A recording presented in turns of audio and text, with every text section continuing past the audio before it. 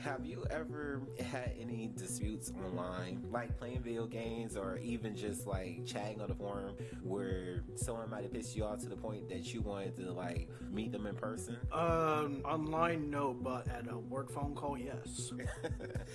Okay, this is not funny. But a man by the name of Edward Kang, 20, flew all the way from New Jersey to Florida to kill a online player that he was playing this game called Arche Age, and it's actually closing down. They made an announcement. He flew all the way to Florida to kill this player. So he told his mom that he was going to meet a friend that he's been playing online games with, and once he gets to Florida, he checks into his hotel. He goes to a local hardware store where he purchases a hammer. He makes his way to the victim's house, breaks in. There's a fight that happens.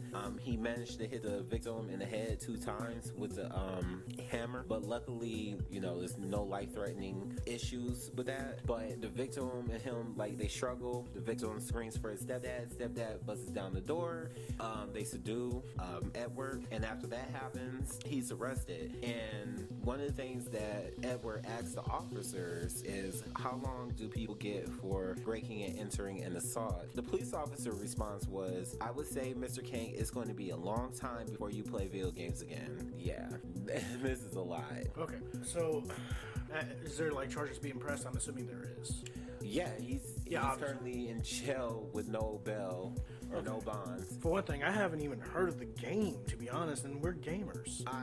I've never heard of it too. It said it was like a medieval game, but what could he have done? I mean, honestly, for you to really want to take some online beef and pop up at his house, I mean, for one thing, like, I've heard of like other stories that happened in the past, like old Call of Duty lobbies. Remember Modern Warfare 2? Yeah. Okay, those Call of Duty lobbies were wild. Nobody can handle it now, but still, there was this one guy that literally drove his car about from New York all the way to same place, Florida.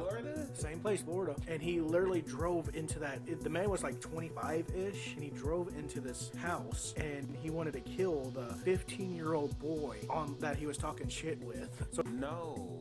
But I've had arguments online before. I had screaming matches, but the only thing I came close to actually physically wanting to meet somebody was one time I was at work. I had to call like different suppliers. This one guy in Michigan was cussing me out over the phone, and I started cussing him back because, for one thing, y'all don't know this, but I don't take no shit from anybody. I don't care who the hell you are. This guy was a plant manager. He was like really high up there, and he threatened to beat my ass. Essentially, I was like, dude, I'll send you the location. I'm ready for you. Just give me a time and place. I'm ready to fight anybody. And it escalated to the point where I actually gave him my address and I waited. You never pulled up? Nope. Good, because I don't need to be reporting about you. Now, I mean, like at the same time, if you threaten me, I'm willing to throw hands, throw knives, pull out guns, whatever you want to do. Now, there's only been like one time, as everyone might know, or if you don't, I do music. So there was an independent designer, and I liked his work.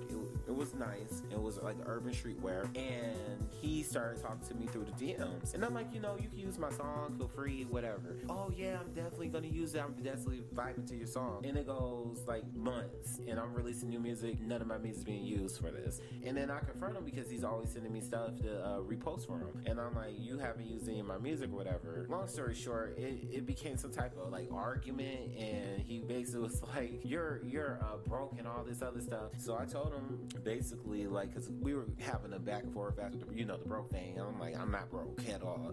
And I'm like, well, if you're really about that life, you just talk to somebody.